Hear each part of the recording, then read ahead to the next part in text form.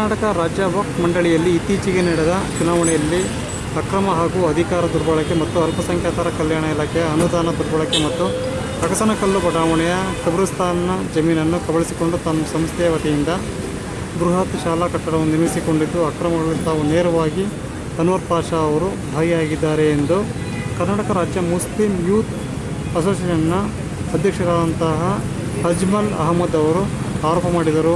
ಪತ್ರಿಕಾಗೋಷ್ಠಿಯಲ್ಲಿ ಈ ಬಗ್ಗೆ ಸವಿಸ್ತಾರವಾಗಿ ವಿವರಿಸಿದರು. ಪತ್ರಿಕಾಗೋಷ್ಠಿಯಲ್ಲಿ ಕಾಂಗ್ರೆಸ್ ಮುಖಂಡರಾದ ರಿಯಾಜ್, ಸಮಾಜ ಸೇವಕರಾದ ಮನ್ಸೂರ್, ಹೀಗೆ ಹಲವು ಸಂಘ ಸಂಸ್ಥೆಗಳ ಮುಖಂಡರು ಈ ಒಂದು ಪತ್ರಿಕಾಗೋಷ್ಠಿಯಲ್ಲಿ ಭಾಗಿಯಾಗಿದ್ದರು. ನಮ್ಮ ನ್ಯಾಯಾಲಯದಲ್ಲಿ 6 ಹಿತಾಸಕ್ತ ಅರ್ಜಿಗಳು ದಾಖಲಾಗಿದ್ದು, ಈ ಚುನಾವಣೆ ವಕ್ಫ್ ವ್ಯಾಪ್ತಿಗೆ ಬರುವಂತಹ ಸುಮಾರು 32,000 ಸಂಸ್ಥೆಗಳಿದ್ದು, ಆದರೆ 1049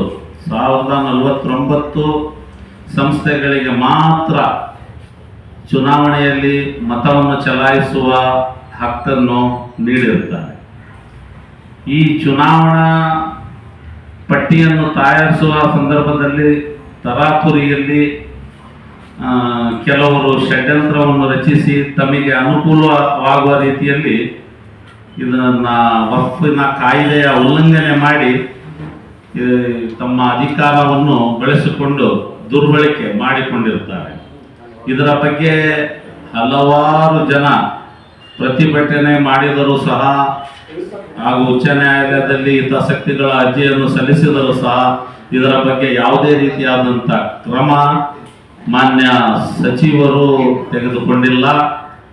ಮಾನ್ಯ ಜಮೀರ್ ಅಹಮದ್ ಖಾನ್ ರವರನ್ನು ನಾವು ಕೇಳ್ಕೊಳ್ಳೋದಿಷ್ಟೇ, ಈ ವಕ್ಫಿನಲ್ಲಿ ನಡೆಯುತ್ತಿರುವಂತಹ ಅಕ್ರಮಗಳು ಈ ಹಿಂದೆ 14 ತಿಂಗಳು ಅನ್ವರ್ ಪಾಷಾ ರವರು ತಾವು ಅಧಿಕಾರದಲ್ಲಿದ್ದಂಥ ಸಂದರ್ಭದಲ್ಲಿ ಅನೇಕ ಅಕ್ರಮಗಳನ್ನು ಎಸಗಿದ್ದಾರೆ ಎಂಬುದು ಮುಸ್ಲಿಂ ಸಮಾಜದ ಮುಖಂಡರ ಆರೋಪವಾಗಿದ್ದು, ಇವರ ಮೇಲೆ ಆರೋಪವನ್ನು ಮಾಡುತ್ತಿದ್ದು, ಇದರ ಬಗ್ಗೆ ನಮ್ಮ ಮಾನ್ಯ ಸಚಿವರು ಯಾವುದೇ ರೀತಿಯಾದಂತಹ ಕ್ರಮವನ್ನು ಜರುಗಿಸುತ್ತಿಲ್ಲ.